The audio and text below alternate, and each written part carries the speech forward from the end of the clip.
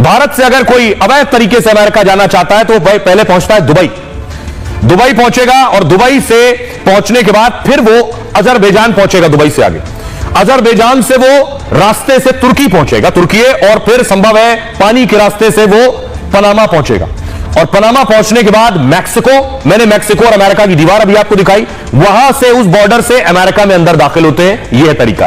कैसे दाखिल होते हैं? वहां सुरंगें बनी हुई हैं, आपको दिखाऊं वो सुरंगें कैसी हैं, जिन सुरंगों के जरिए लोग अंदर पहुंचते हैं। अगली तस्वीर दिखाइए जरा, यह है वो सुरंग, मैक्सिको बॉर्डर के नीचे इस तरह की सुरंगें हैं, लोग इनमें दाखिल होते हैं और उसके बाद अंदर ही अंदर वो सीधे पहुंच जाते हैं अमेरिका।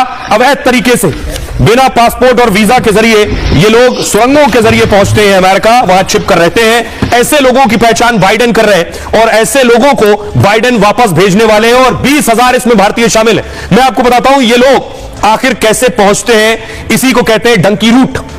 ये कैसे पहुंचते हैं अमेरिका तक?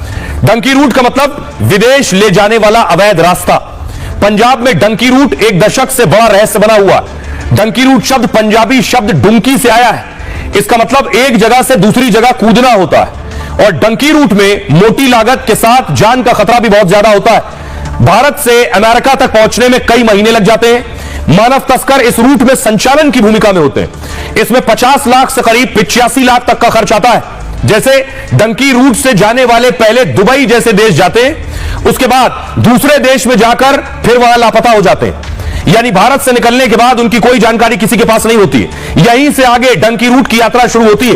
कई देशों की सीमाओं को अवैध तरीके से पार करना होता है, कहीं समंदर के रास्ते तो कहीं जंगलों में पैदल यात्रा करनी होती है। देशों में सुरक्षा से बचने के लिए अवैध ट्रांसपोर्ट इस्तेमाल करते हैं, क्योंकि अवैध घुसपैठ में पकड़े जाने पर जेल जाने का खतरा होता है या फिर सुरक्षाकर्मी घुसपैठ रोकने के लिए गोली तक मार देते हैं उन्हें। इन्हीं सुरक्षा कर्मियों से बचने के लिए छिपकर सीमा से निकलना होता है। ऐसे हालात में बहुत से लोग कार की डिग्गी में छिपकर भी यात्रा करते हैं। रूट में यात्रा के साधन उपलब्ध कराना मानव तस्कर की जिम्मेदारी होती है और 1.5 साल पहले ऐसे ही एक रास्ते में भारतीय जोड़े की मौत हो गई थी। भारतीय जोड़ा अपनी बच्ची के साथ कार की डिग्गी में सफर कर रहा था, तभी बर्फबारी में गाड़ी फंसने से परिवार की डिग्गी में ही मौत हो गई। डंकी रूट में इस तरह की मानव तस्करी गिरोह की कोई जिम्मेदारी नहीं होती है। तमाम मुसीबतें कई देशों की सीमा पार करने के बाद मैक्सिको पहुंचते हैं और यहां पर मैक्सिको की सीमा के जरिए अमेरिका में प्रवेश होता है। हालांकि अमेरिकी फोर्स को भी घुसपैठियों को गोली मारने की ऑर्डर है। अगर इसे पाते हैं तब डंकी रूट से अमेरिका की यात्रा पूरी हो पाती है, यानी यह संभव होता है। तो आइए अब आपको बताऊं, सुनिए जरा क्या कुछ कह रहे हैं कई मुल्कों में रह चुके दीपक बोरा साहब। बता रहे हैं कि आखिर भारत सरकार का स्टैंड क्या होगा, भारत सरकार कैसे मदद करेगी उन 20,000 भारतीयों को जो वहां मौजूद है और वापस लाने में।